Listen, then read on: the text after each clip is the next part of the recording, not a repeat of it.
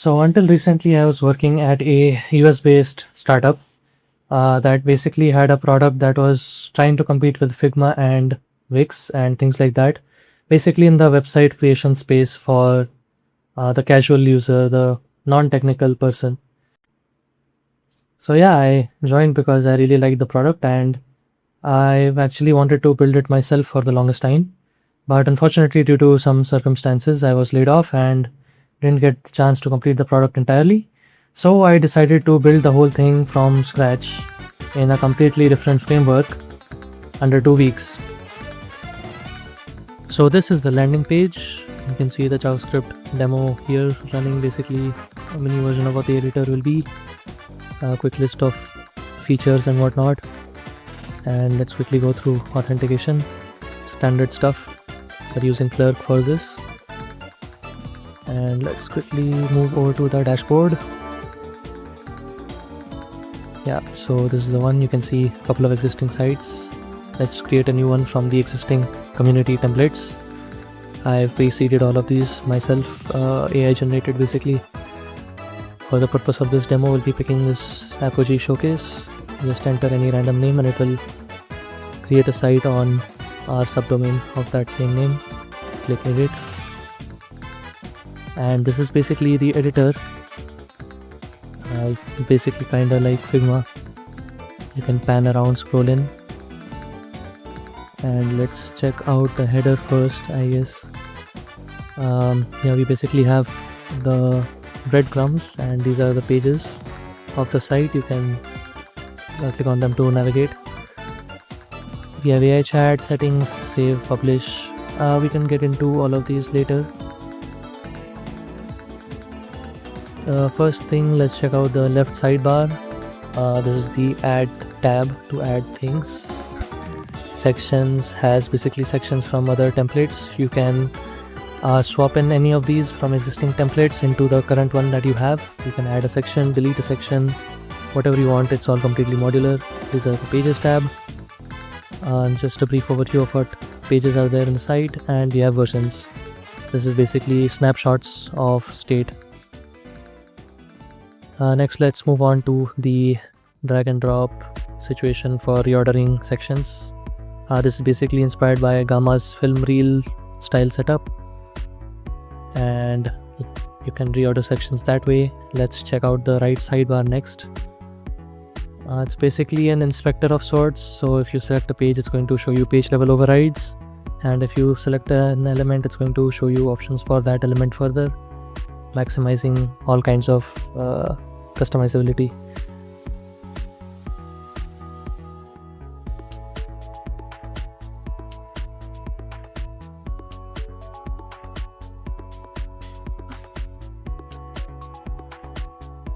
So this is the pan and zoom, spacebar to pan over things, and scroll bar with control to zoom in and out, scroll bar regular to move up and down, completely like Figma. And we have that saved bar at the bottom right there.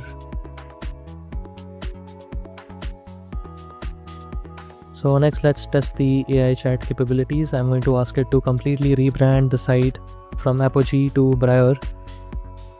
And yeah, it's going to find out all the mentions of Apogee and just find and replace site-wide.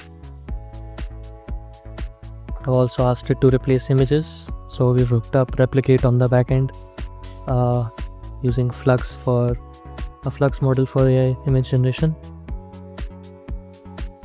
And once all of the changes are in, we're just going to accept all of these as a batch. If you click on either of them, it will take you directly to that spot on the page.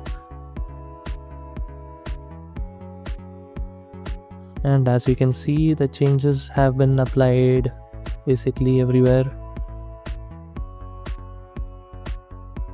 Yeah, just quick and easy to rebrand the whole site for casual users via AI.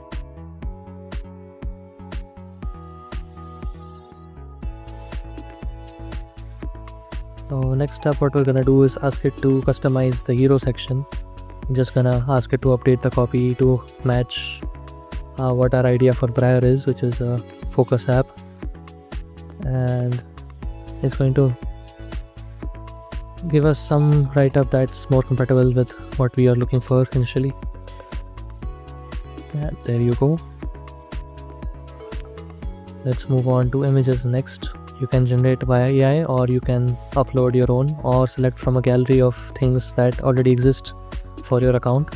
So here I'm just gonna generate a sunset, pick one out of the 4 previews, and it applies itself to the image slot and shows up in the history and gallery as well for that slot. And you can pick whatever one you like right here. Let's go over the rich text editor next. Basically, all gamma-like features are available here. You can change size, color, whatever you need. Control Z to undo, Control Y to redo. You can even change alignment, left, right, center, and you can change color as well. You can also ask AI to write it in line, but already gone through that once. You can also make things a link. So link is a primitive element that I have set up in this app. You can point it to external or internal links.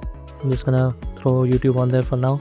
So basically, if a visitor were to visit the site and click on it, you'd be able to go to YouTube, and you can see what it looks like for the viewer as well as for you. This is basically so you see it as a link and the viewer may see it as a simple text.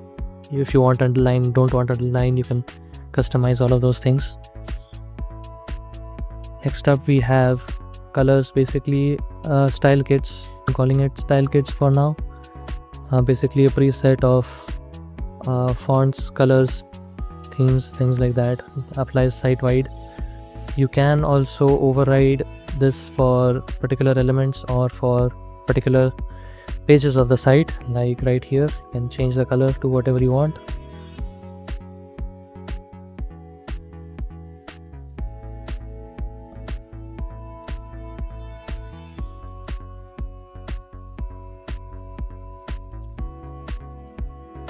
So yeah, that's element level overrides, and we got page level overrides as well. Change the background, or you can set it back to follow theme if you don't like your personal changes to it.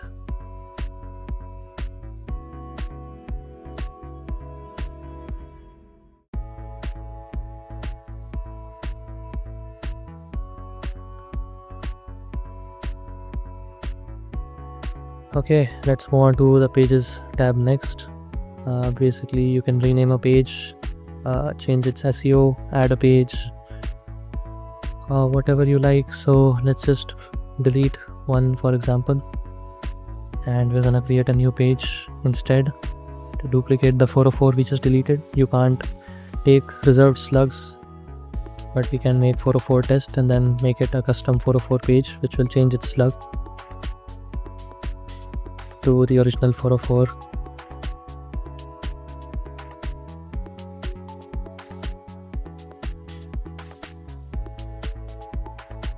Alright, next let's try adding a couple of elements. You can see we've got a large selection here. Let's start off with some text. Basically everything we just gone through with the rich text editor, same thing. Let's practice moving things around a bit too. We have a grid, 8 pixels, and if you don't want to adhere to that grid, you can just press Alt and it will allow you freeform drag and drop. Next is images. We've already gone through these as well. Next is gonna be video. Just upload anything, and customizability is a work in progress, but yeah, basic capability is there. You'll be able to autoplay, mute it, loop it, whatever else you like eventually. Next is gonna be the button. Simple. Basically has an icon option if you want it, and has a label option. Again, links internal or external. If you click internal, you can link it to a page and it will navigate right there. Change the label, add or remove the icon, opacity if you want, border radius, everything is fully customizable. Alright, next let's move on to the shape, which is basically just polygons, rectangle, circle, whatever else you like. There is scope to add more, but this is just a demonstration of capability for now. Next is going to be the container. You can use this to put children in it, make cards, things like that. As you can see, just moving text into the container to achieve a card-like effect along with this image. Yeah, box standard container. Yeah, let's go to code next. Basically gonna allow you to paste lines of code and stylize it like you would in a text editor. The colors are pending, it's a work in progress. Next up is chart. We got a couple of options here as well. Bar chart, pie chart, whatever you wanna go for. The distribution table is right below that, so you can show the legend or not, and you can change data as you like, and it will reflect in the graph right here.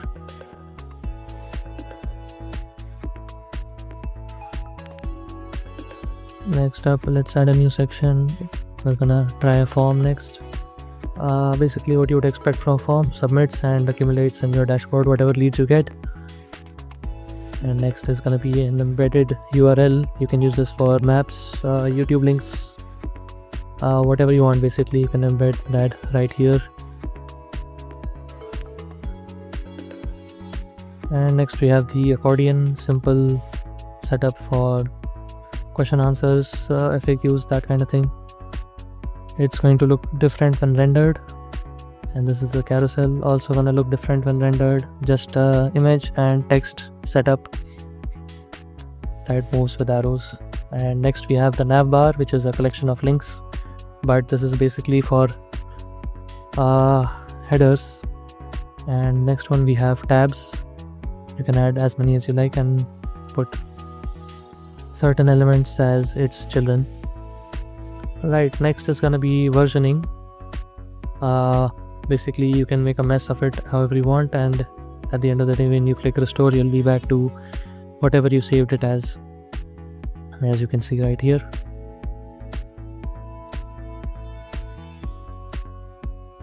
And you can also save this current progress as a template, give it a name, a description, and it will be available either in the community or just for yourself in the future, so other people can build sites on it, or you yourself can go ahead and make more sites with that template.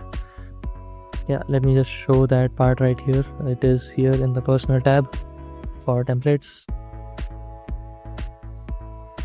Next, let's move on to site settings. Basically all kinds of configurations, password protection, search engines. But for now, let's look into collaborators. I'm going to invite myself on another email account, and you can see this is what the email will look like. Once you accept this invitation, it's going to take you right to the live link of that site, which has not been published yet. And you're going to be able to edit it as if you were the owner. You're going to start receiving notifications for it, and it will show up in your dashboard as well. The one thing you cannot do, however, is the settings. That is reserved for the site owner. You will not be able to change that. And as you can see, you can make any kind of edit that you want and press save, and it will propagate to everyone that is currently editing the site.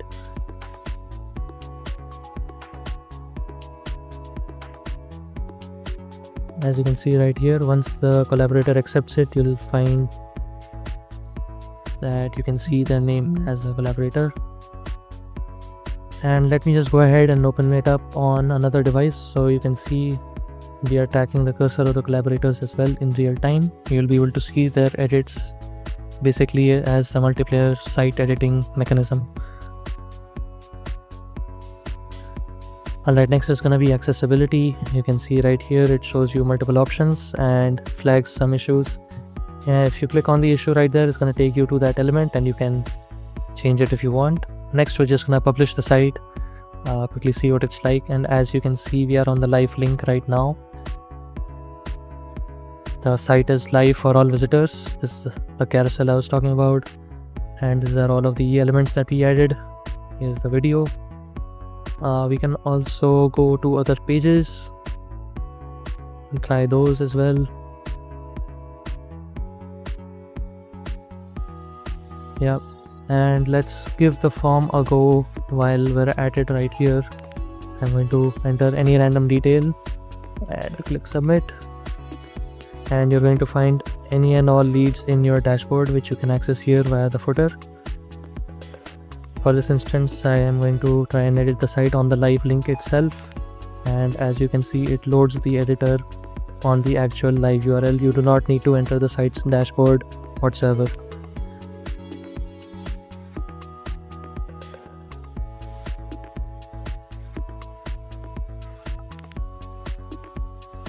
And we have notifications as well. You can click on them or dismiss them, whatever you like. One more addition, we have a sitemap that dynamically generates from whatever pages you have. And let's go check on those leads that I just submitted a while ago. You can navigate via the notification or the settings on the left side. As you can see, we have received one with the garbled text that I sent to myself. You can follow up on these however you like. There is scope for improvement here, but yeah, proof of concept. Next, we're gonna move into site settings to show you what all is configurable by the owner. So we got all kinds of things. Most importantly is probably the custom domain. You can throw whatever domain you got on here and we will verify it and connect it on our end. So yeah, you can have a custom site on your own domain. Next, we have add-ons.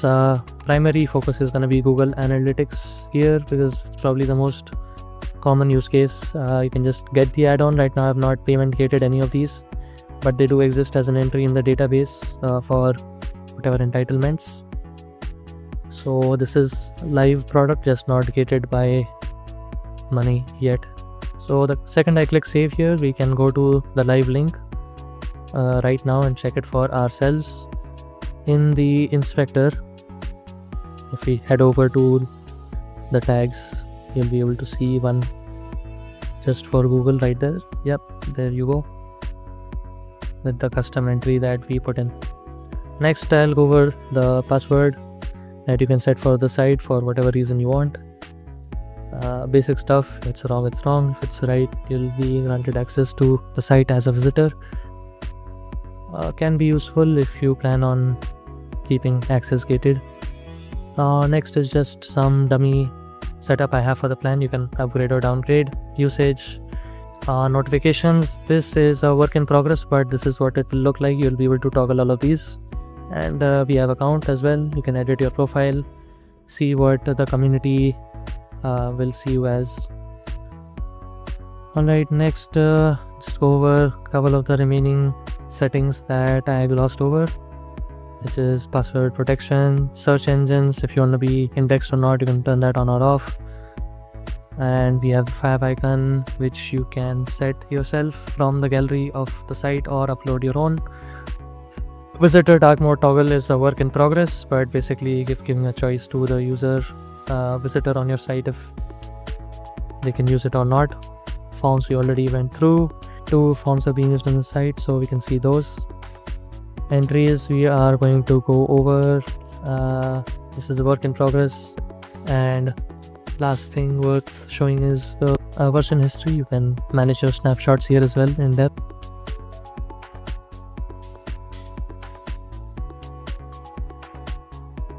So yeah, that has been the demo, and a couple of things I wanted to address towards the end were that this is basically a POC. It is not an active launch product yet, which is kind of why I was able to do it within 2 weeks, but it is damn close. And the reason for why the previous organization has not been able to achieve this, in my opinion, is that they boxed themselves into somewhat questionable decisions regarding the framework and how things should be done. And I did push back multiple times on that, but my feedback was taken but not acted upon. So that is why that's the kind of the point of this video, is that if I were to do it my way, it would be a better approach. And yeah, that's what the point of this project was, to prove that I could have done it myself in a much shorter time span. So what's next for this project, you might be wondering. It's that I will try to keep this running for free as long as possible. Maybe kind of set it as a SaaS, just as a proof of concept. Maybe someone can come along and reiterate on what the work I have done. And it's open source, obviously, so feel free to contribute. if you want to check out the code. I have left a lot of documentation in detail, so you can pick up where I left off. For now, I'm just going to patch a few bugs that I am aware of and pass it along to my friends. They can be my alpha testers for now. The app is in alpha, it is live. Feel free to use it at opencanvas.ayushman.dev. All links will be down below. And if you want to hire me as a part of your team, feel free to reach out. I'll have my links down in the description. That's all. Stay tuned for more of my work coming soon. My next project is going to be Jarvis, literally Jarvis from the Marvel Cinematic Universe. I am trying to make a voice assistant that can do everything that Jarvis should be able to do in today's day and age. I feel like the technology is already there, we just have to glue things together. So that's what I'm working on next.